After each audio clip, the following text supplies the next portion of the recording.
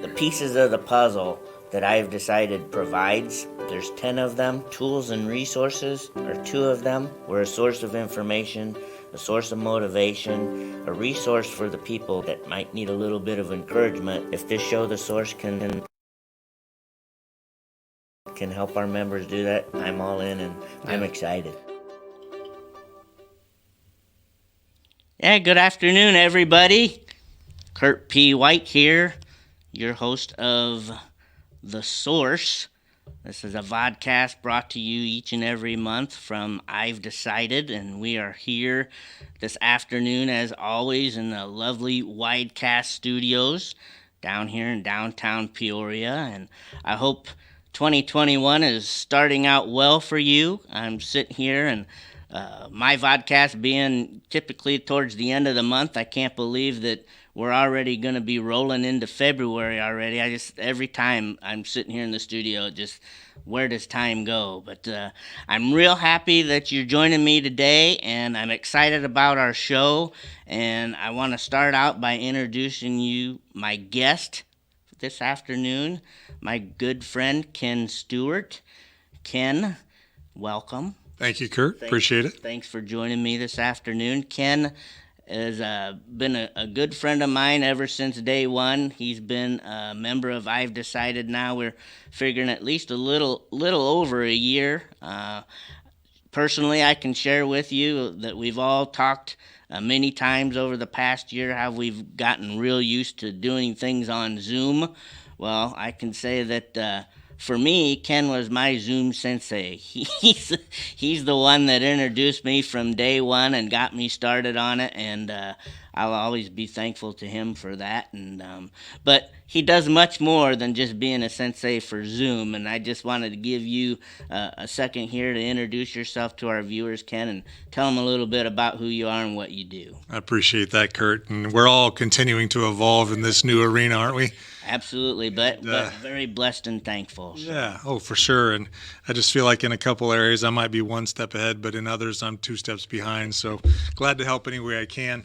Mm-hmm. But thanks for having me today. I appreciate it. Glad kind of a last-minute fill-in. So yep. I'm just going to follow your lead, but it's good to be here. Mm-hmm. And you asked me to introduce myself briefly. I'm an executive coach that works in the area, Central Illinois area, under the platform of Convene, and our primary focus is on senior executives of small and medium-sized businesses, CEOs, presidents, C-suite type, and just helping them to really lean into what we call the triple bottom line, that is looking into their life, their faith, and their business priorities, and trying to help them move forward. So really enjoy doing that. I'm also a bivocational pastor, so that's my weekend gig, if you will. Sure. But I serve a wonderful community of people down in South Pekin, and just really enjoy doing that. That's awesome. Well, again, thanks for joining me here today. Like Ken said, it was a little bit of a last minute, but I appreciate your availability and helping me out. And I'm excited today to have Ken in the studio, like I do each and every month here on The Source. For all of you I've Decided members that watch, thank you. You know that a big part of the show centers around whatever that weekly winning word is, and our word for this week just happens to be the word ignite. And I'll read the definition. It's kind of how we open the conversation, but the definition of the word via the weekly winning resource is to set a fire or cause to burn.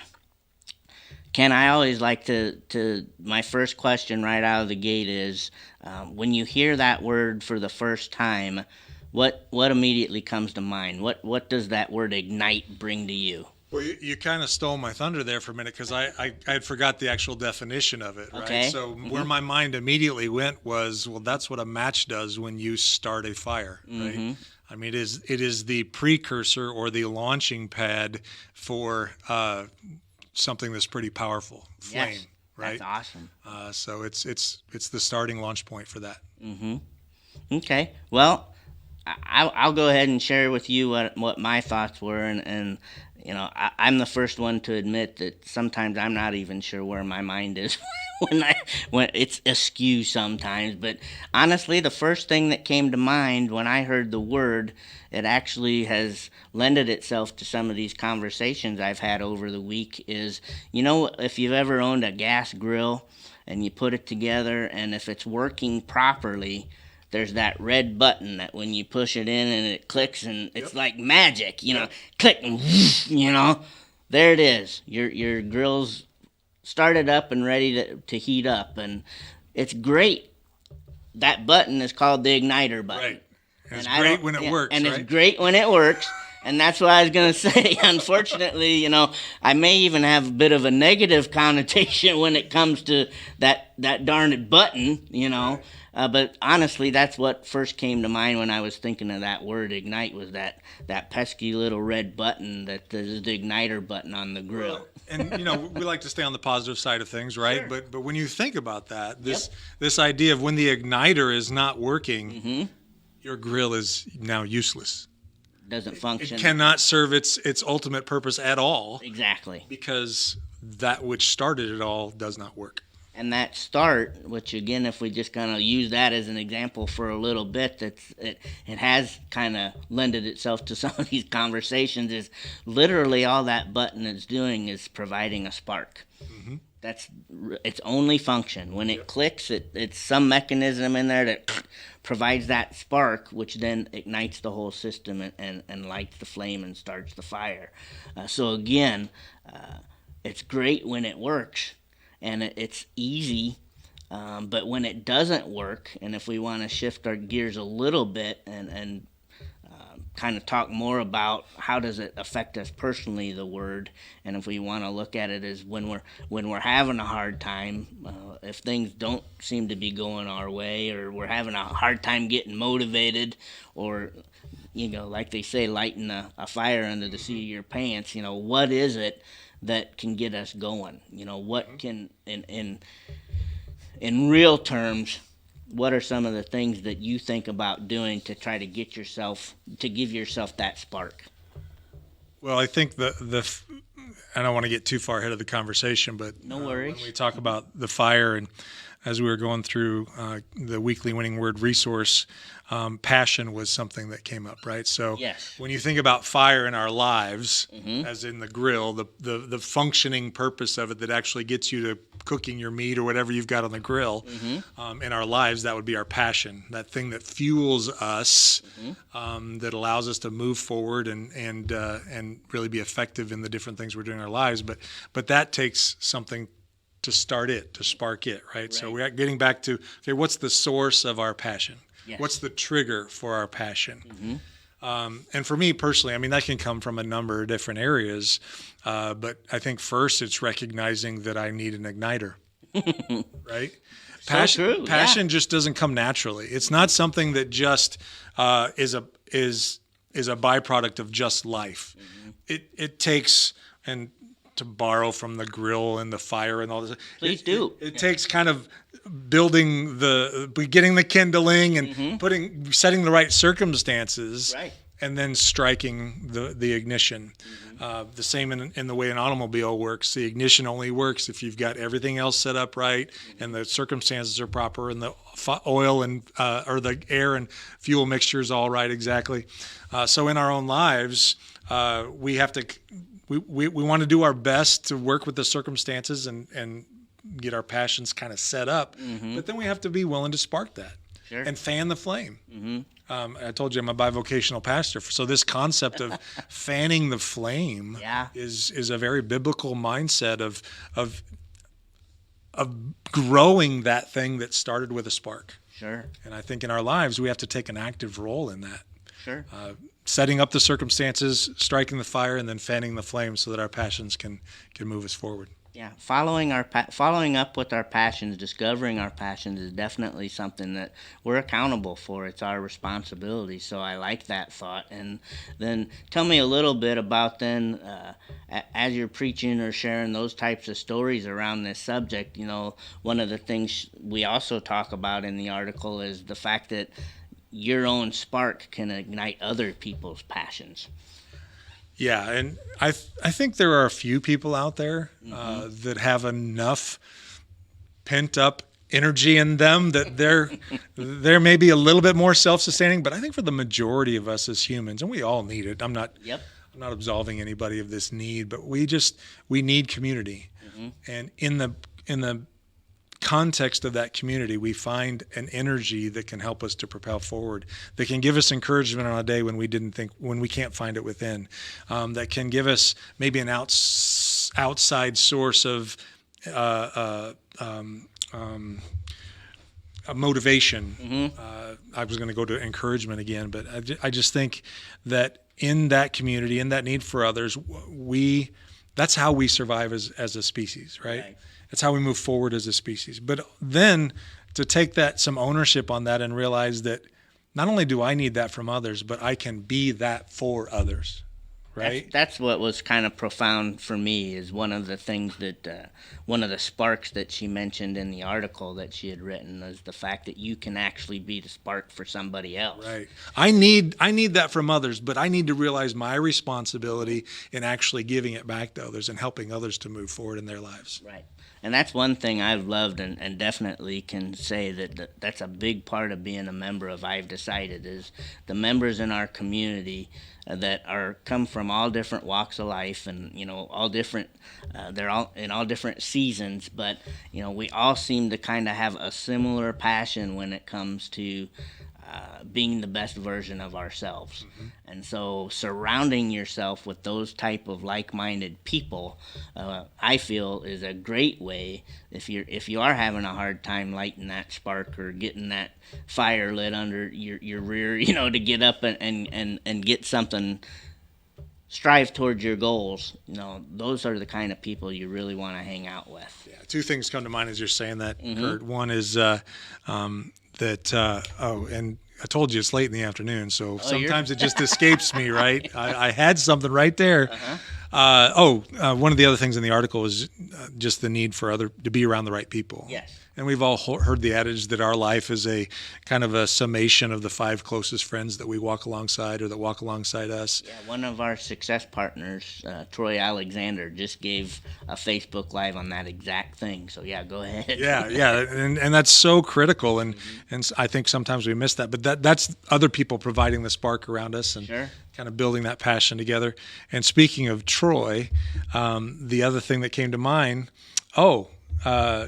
kind of getting us off our duff, you mentioned, right? Yeah. So Mm-hmm. Troy and I have had a couple conversations over the last couple months, and he talked to me about his morning routine, and I've always really tried to work at a morning routine. And Mm-hmm.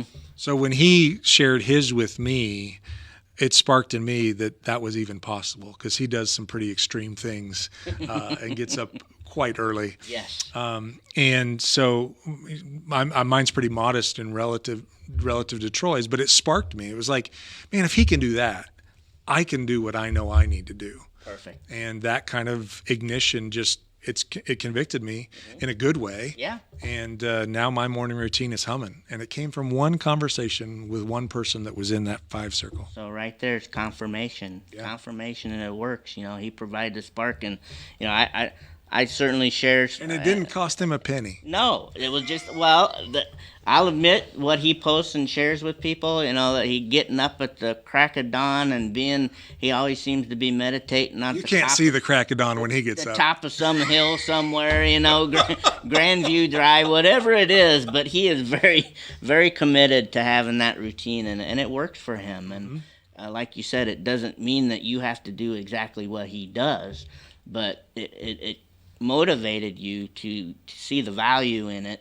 because it worked for him, that maybe is something that you'd like to try. So that, Right. And I had the conviction in my own heart that I knew I needed a strong morning routine, and I just wasn't getting up in time.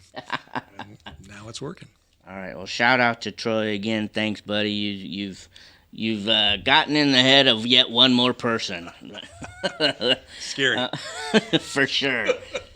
Just touch a little bit too on the last, second to last. She mentions the fact that bad habits can tend to be obstacles. If something's holding you back, or a lot of times it's just something that's formed. It's a bad habit that's formed for you over, a length of time or even years.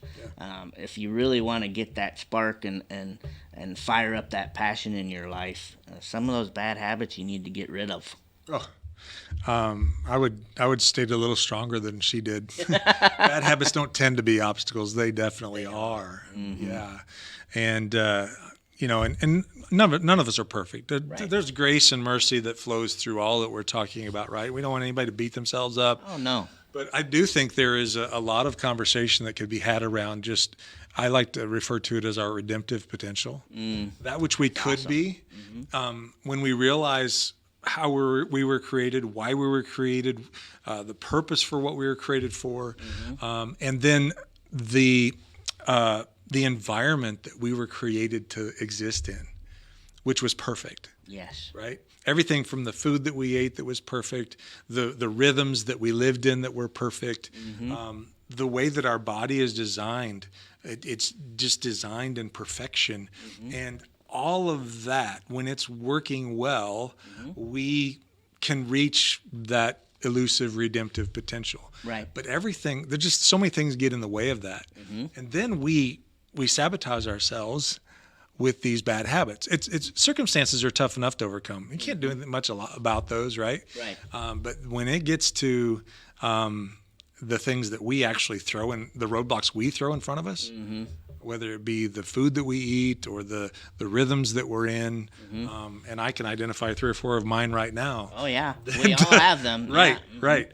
And there's no doubt that they're obstacles to, they're not only hurdles to get over, but they're actually compressors of that passion that we want to be ignited so that we can move forward. Sure. I think we need to take them seriously.